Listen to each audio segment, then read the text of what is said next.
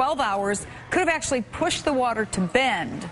Scientists base their study on shifting depths over waterways over time. Some, of course, hold to this idea of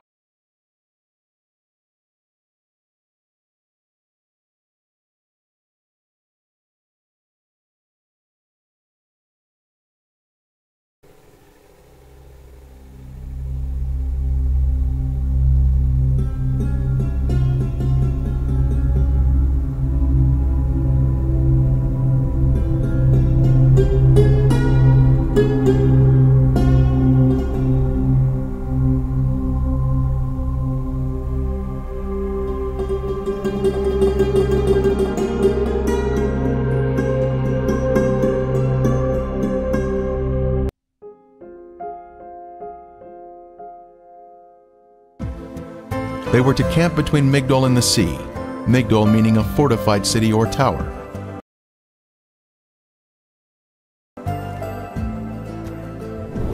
At the north end of the beach are the remains of an ancient fort, still partially standing today. It was once a 3-story structure, capable of housing hundreds of Egyptian soldiers who could have prevented any northern escape from the beach.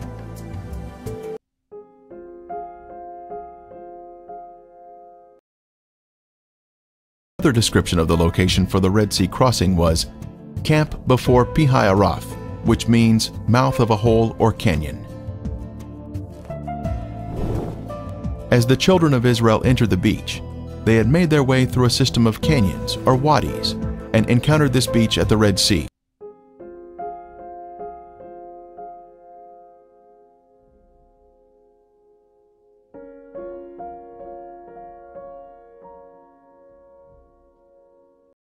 From the sea and has been set in concrete.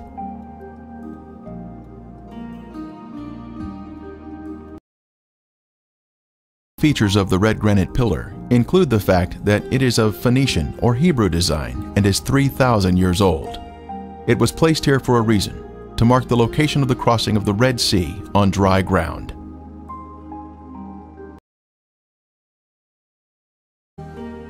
This pillar is even mentioned in the Bible, a pillar to the Lord at its, Egypt's border.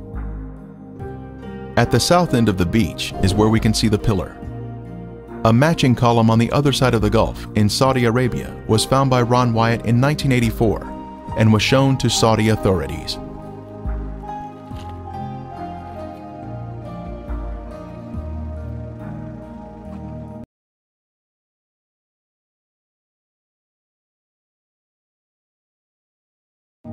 On the Saudi pillar were Hebrew inscriptions which included the words Pharaoh, Mizraim or Egypt, Moses, death, water, Yahweh, Solomon, and Edom.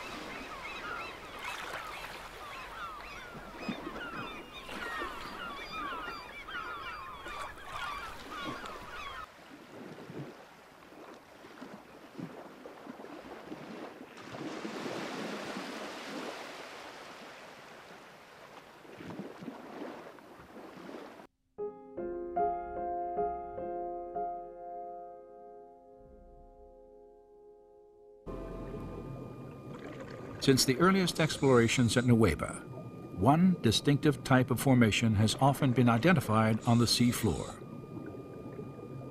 A slender, table-like structure, sometimes standing on end, with a coral-encrusted base, a straight shaft, and a circular top. It's a 90-degree angle, a right angle, between something that looks like an axle and the wheel.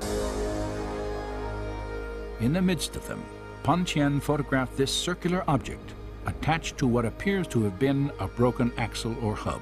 90-degree angles here, which are a sign of man-made structure. The Lord looked down upon the army of the Egyptians, and he took off their chariot wheels.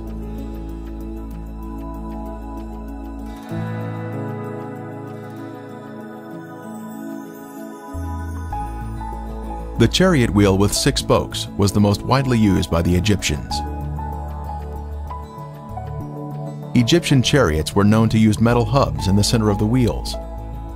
Using metal detectors, divers have found metal in the raised hubs that are now covered in coral.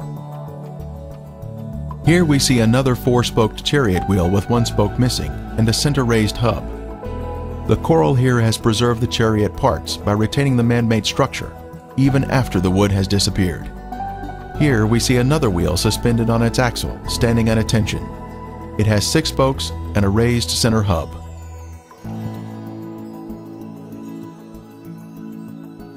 Ron Wyatt made many dives here and located many artifacts. This could have once been a chariot cab. This appears to be another round chariot wheel.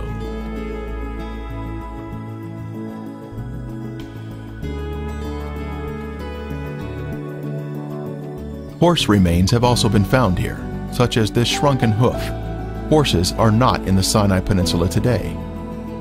Human remains have also been found, such as this coral-covered femur bone on the right. Lab tests confirmed that it is in fact bone.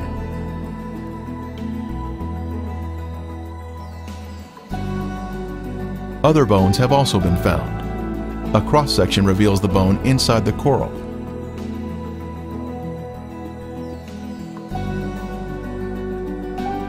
Here we see a chariot wheel standing on its axle in this old 1978 footage shot by Ron Wyatt. Next, we see an 8-spoke wheel with 1 spoke missing. 8-spoke wheels were only used during the 18th dynasty, the time of the Exodus.